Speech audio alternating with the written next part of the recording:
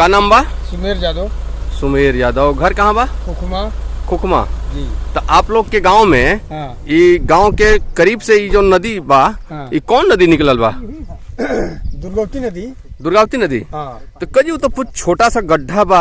हाँ। कैसे नदी का स्वरूप कैसे ले लस? सर ये सब दिन यही पानी पियाता है यहाँ खुखमा के।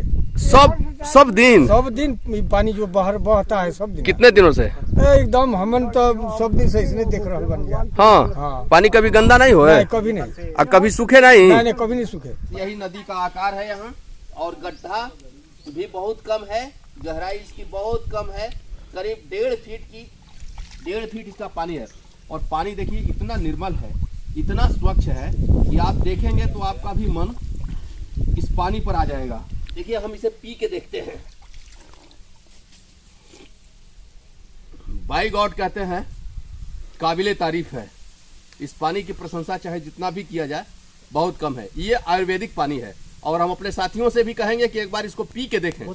इसमें पानी सिर्फ पानी ही नहीं है, ये औषधि है। एक बार फिर पीजिए। तो भर लेके बहुत मीठा, बहुत स्वादिष्ट, बहुत शानदार पानी है। इस पानी को हम भी ले चलेंगे अपने यहाँ और दिखाएंगे इसके गुणवत्ता के बारे में कि इस पानी की गुणवत्ता क्या है। दुर्गावती नदी का जो स्वरूप है धीरे धीरे बढ़ता हुआ चला गया है। इसी तरह से ये बाहा के रूप में तब्दील होते होते आगे जाकर बहुत बड़ा विशालकाय रूप अपना बना ली है। कई दशकों पूर्व यहाँ दस्यु सरगना हुआ करते थे, जिसका नाम था मोहन बिंद, जिन्हें मोहन राजा के नाम से जाना जाता है। और उस समय इनके नाम से ये सिर्फ एरिया ही नहीं, पूरा जिला हिलता था। मतलब वो दस्यु सरगनाओं के सबसे बड़े सरदार थे, और उनके टीम में सैकड़ों लोग थे। हालांकि वो भी मारे गए, उनके जो सहयोगी थे वो भी मारे गए, लेकिन उन्होंने ये विरासत अपना बना के छोड़ दिया है। दुर्गावती नदी के जगह पर उद्गम स्थल पर उन्होंने इसे जब बनवाया था, जिस समय उसका नाम दिया था नौलखा मंदिर। हालांकि अब आज वो स्वरूप नहीं है, यहाँ कुछ नहीं है, ये सब कुछ धराशायी होते जा रहा है।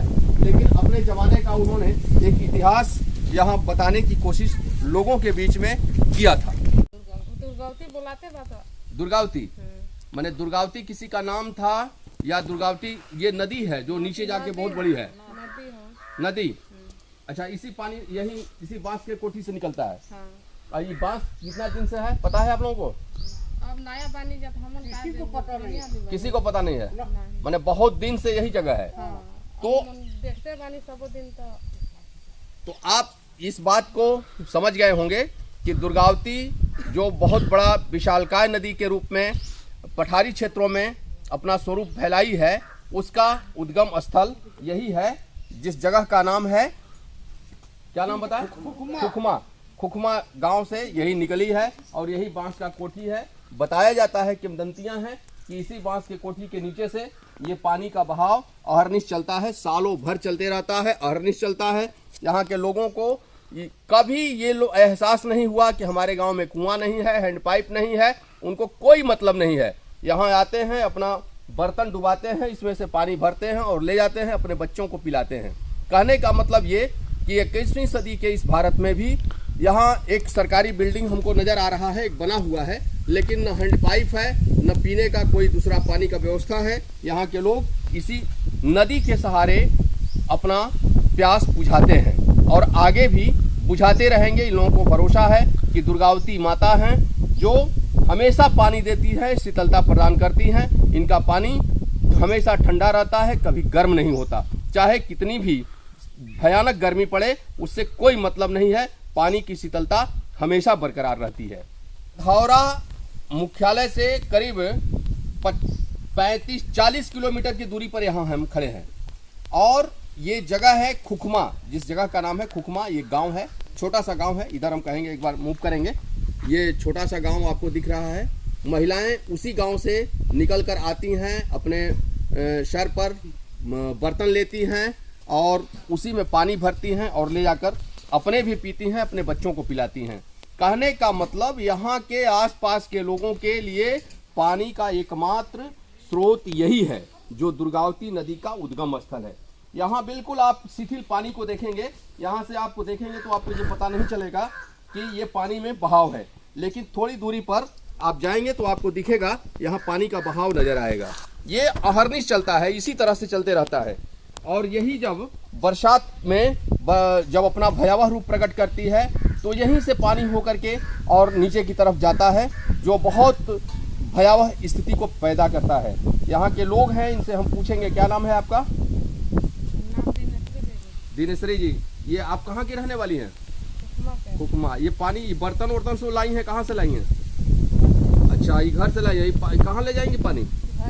कहाँ है आपको? यहाँ चापाकल नहीं है, हैंड पाइप है? नहीं। तो ये पानी यहीं से पिलाती हैं? हाँ। तो पानी तो गर्मी में सूख जाता होगा? नहीं सूखता है? नहीं। मतलब तपन जब चलता है, तपिश जब होती है तो पानी नहीं सूखता है? नहीं, कुछ ही नहीं सूखी है। तो यहीं से पानी लेते? पानी तो बहुत गंदा है। अब हमन की है बड़ी बड़ी तो अच्छा, तो ये पानी हमेशा इसी तरह से चलता है? हाँ। और कोई जगह नहीं है? इसमें पानी कहाँ से आता है? अब उतना कहाँ पता बा कहाँ पानी देते रही, अब उतना जानकारी बा। जौन लोग को तो सामने हुए ना आदमी देखा था। दुर्गावती नदी के बदलते स्वरूप का ये परिदृश्य हम आप तक पहुंचाने की कोशिश कर रहे हैं। ये देखिए, आसपास में आप कहेंगे कि आखिर नदी बहुत छोटी, एकदम एक छोटे से गड्ढे से निकली है, तो आखिर उसका विस्तार कैसे हो सकता है? तो उसका सीधा उदाहरण यहाँ आप देख सकते हैं।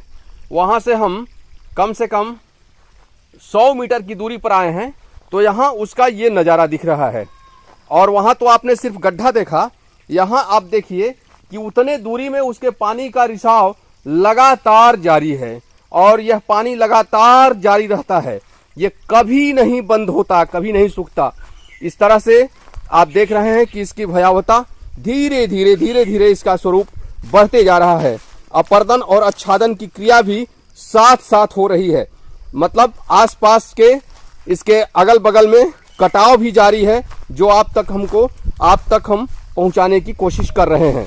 लगातार ये नदी जो है अपना स्वरूप विस्तार करते हुए, और इधर करीब 300-400 मीटर की दूरी पर आते आते ये पूरी तरह से नदी का स्वरूप शक्ल में तब्दील हो जाती है। और यही धीरे धीरे जब पठारी क्षेत्रों में जाती है तो इसका नाम भयावह नदी के रूप में जाना जाने लगता है।